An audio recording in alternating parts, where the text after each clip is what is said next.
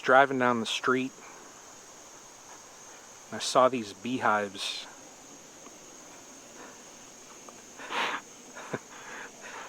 No, I'm in Virginia, and you all might know. Hey guys. So Jarrett was awesome, and I'm working literally like, I don't know, hour away? An hour, yeah, 55 minutes 50 away? minutes. Town over. Yeah, town over in Virginia. So I drove down past the stream, over the hill, down the past woods. the field, through the woods, and found his place. But so awesome to finally meet him, and I mean, sat and had dinner with his family, so that was awesome. But we're just literally just sitting out here and just doing what beekeepers do, and we're staring at the bees. Yeah. That methodical process of better understanding. It's something, man. We're just talking about, like, this hive here has just been sitting here washboarding, and it's like, you watch that and it's like, why, you know? But it's so relaxing. Those that aren't beekeepers, and if somebody watches this and you're not a beekeeper and you're like, you two are maniacs, well, that's a given. But, you know, you're literally sitting away from these boxes that have however many thousands of little stinging bugs. We're fascinated by these bugs in a box, as Greg Burns says. Bugs in a box. Bugs in a box. It's like, yeah. Under that beekeeping checklist, you have that very first mark that says, a little bit of crazy, check. Exactly. Yeah. That's how it's got to be. Yeah. It's amazing how something so small can have such a... What got you into beekeeping? Honestly, man, it was... At first, I'll be honest, it was the honey. I'm not even a honey guy, but I looked at the honey. He just wanted the sweet stuff. Forget the work, just get the goods. But after I got into doing some research on them, I just kind of fell in love with the science behind it and the creation of them, just themselves. Mm-hmm. Once I got my first set, I was hooked when I saw videos, and then when I actually got my first set, it's like I couldn't stay away. Had to get more and more and more. What first videos did you watch? The very first videos that I started seeing on YouTube was Vino Farm. Jim, same for me. Shoutouts to you. So Jim, if you watch this, and I'm going to send this link to you, so you have to watch it. Very first video. My mother wanted to get a flow hive. I went to YouTube because it's the authority on everything. I typed in flow hive, and I saw Vino Farm putting together his flow hive. Really? I think if I had to go back and say the very first video was before he had his official bee yard, but went and picked up those hives on the side of the road. Oh. From his neighbor. Yeah. And then he's had ups and downs, and when I met Balboa won my heart. Balboa. Long live Balboa. Yeah. How many years you been doing this now? This is actually going on my sixth year of beekeeping. We're same place then. We are. Yep. Wow. Started. I made the one rookie mistake though. I let my ambitions get the best of me. So I was like, oh, what? It's July? Let's get bees. Yeah. Yeah. So I immediately got bees in July, and they didn't make it to December. Everybody, look at his colonies there. But wait, there's more. He's got more around the corner here too. They're another skip, hop, and a jump away.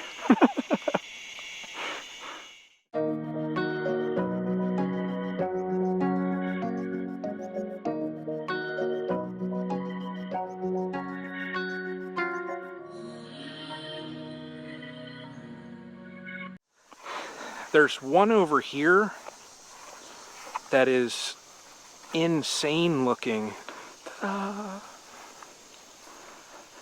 It's the Monte Cristo of the bees. So in your beekeeping journey where you're at, as of this year, how do you feel?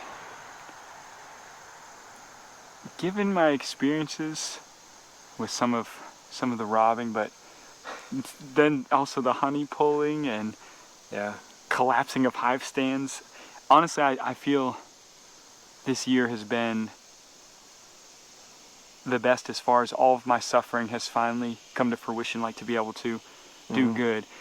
To see the success of each one of these colonies, and they're each one, but to see how good they're doing this late in the year, and where I'm not trying to be too greedy stealing honey, it gives me, I'm like a proud papa. Yeah. Proud papa of all these bees. I feel the same way. It's almost like one of those surreal feelings of proud like, papa. it's like one of those surreal feelings of like you know, you're about to send your kids off to college, like for the fall, and you can try to prepare them the best way possible. I feel, you know, like this is shout outs. So we mentioned Greg. I talk about him a lot. So Greg, that's got to stop. Jim Vino Farm. I've watched his journey for years. Another one I got to bring up, Kaylee. Yes. That's just, you know, the video where I lost all mine, and it's just beekeepers being beekeepers and keep on keeping. Isn't that what she says? Yep. Yep, keep on keeping. Yeah. And even when she brought up at your low, still strive to pick yourself back up and keep going. Yeah. Well, you have to. You have to. Life will throw curveballs at us all the time, and those that step back and just, okay, what happened? What can I learn from this? How can I move forward? That's basically what I did, and that's what I think any beekeeper really should do. You know, we're all going to have failures, but what can we learn from it, and how can we better manage the bugs in a box? You're right. I think it comes down to is taking those experiences and, like you said, learning that lesson. But at the same time, to know not to give up, you just say, hey, you know what? This game plan failed, but now I'm going to go with plan B. I'm gonna change this. Yeah. Or make it different. Yeah. And it's like, I think something that Kaylee also said to me that always has resonated in my heart was, you get your bees in the spring, you bring them all the way up and they die in winter.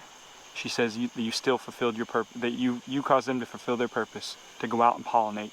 They may not have survived, but you helped them to do their job to pollinate and help spread food and spread the love and knowledge. And you can get it again back. Kaylee always has a way with words. She does. It's just Kaylee, like that. Stop that. You're making us all look bad. Yes. Oh my God.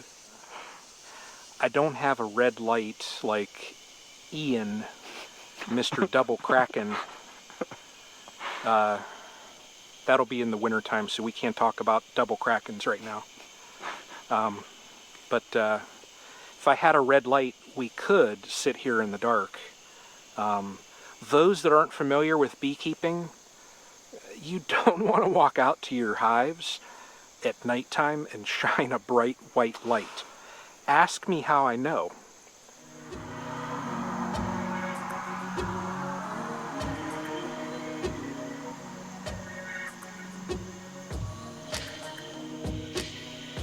Sorry, guys.